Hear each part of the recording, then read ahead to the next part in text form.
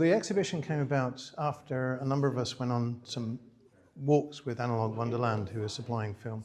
I happened to organise one in Armagh, and in the visit that we were going around from two cathedrals, we ended up in Robinson's library. We had a little exhibition in there, and when I delivered that, 8 images, Dean Shane Forrester, who's the Church of Ireland Cathedral Dean, says, "Do you fancy an exhibition? And do you fancy doing on From Darkness into Light?" So that's where the genesis of this came from. And we were kind of working on the idea, how do you interpret this? So we thought we'd just do it all in black and white, because obviously in black and white you've got blacks going right through into white kind of thing. And it allowed people to just express themselves in a way that they hadn't done before. So most of the images that you're seeing here are by amateur photographers, and the majority of them never had their work shown anywhere else before. And I just said, look, we need your work shown. You've got to have your work shown. So this gave them an opportunity. So this is the 3rd exhibition we've had of this work. The first was in the Church of Ireland Cathedral, St. Patrick's in Armagh. The second one was in the Cardinal O'Fee Library.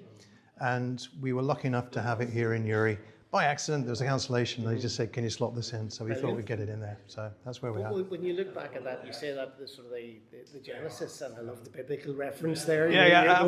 Accidentally, that Genesis of that sort of analog yes. journey, that analog walk. What's that all about?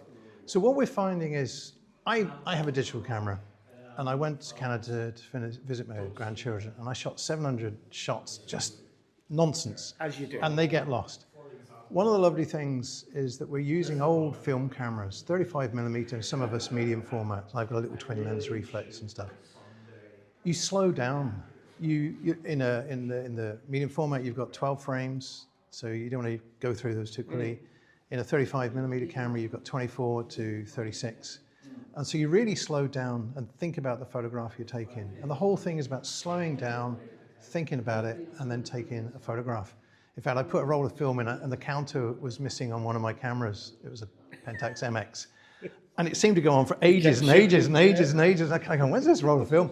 But it's because I was just stopping in the moment and taking a photograph when something grabbed me, and just taking one. And they all seem to come out. We seem to have this panic with digital cameras. You think, there's never going to be a photograph. Let's just shoot. And you can be shooting like 25 frames per second. I kind of go, that's video. Why are you shooting video? You may as well just use a video camera.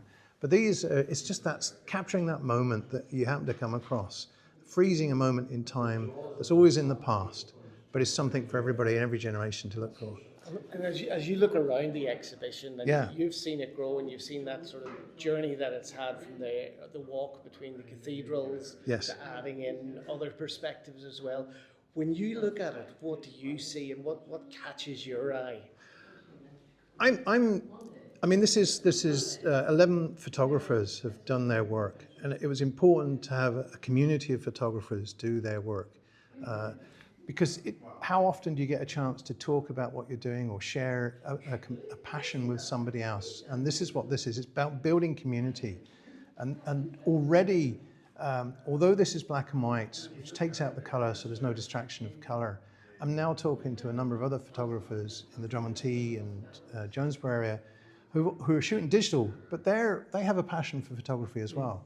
And it's colour. And we want to show their work as a piece of history, something that captures 2026 that isn't all the palaver that you get out there at the moment, but is a moment that was special to those individuals that they want to show off to somebody else for history. And we'll have a historical document that we can keep for years and years and years to go. Because you only had, as you said, maybe 12 or 24 shots. Yeah. You didn't fire them all off. Absolutely. You took the film down to Felix McNally's and left it in. And a week or maybe 10 days later, you came back with your photographs process. And until that moment of going back into Felix McNally's and opening up the big envelope, you did not really know what you're going to capture. You were going to see and what you'd capture. Well, I have a little story, because last week we'd gone to St. George's Market in Belfast, and we're taking photographs, and I took my little twin lens reflex, and I got I was going up to people and saying, do you mind if I take a photograph? Yeah, please go ahead. So we took them as they were doing natural stuff.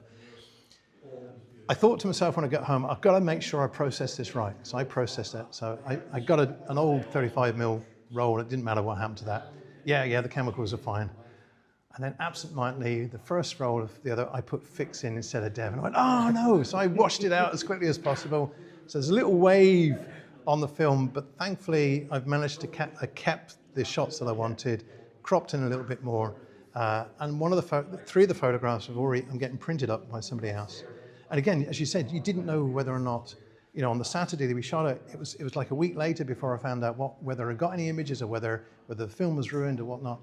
I've got some lovely images, and I'm going to take 3 photographs of 3 of the people up to Belfast and just give it to them as a gift. Lovely. That's nice, isn't it? That's the way to go, yeah. And one of the things that I look around about to see in some of the photographs, and all of the photographs as well, Yeah. what attracts my eye is light. Yes. And how light can play on the subject, be it a person, be it the trees, there's Venice over there. Yeah, absolutely. Presume there's Venice. It is Venice, canal, yeah. So, yeah.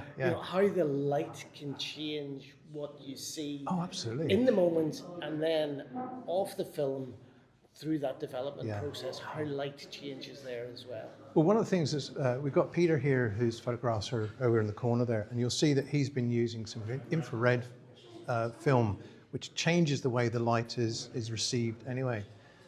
We'd all gone up to Crawfordsburn Park near Bangor, and there's a lovely waterfall up there. We were taking photographs, and he was kind of going, it's never going to be as good as this one.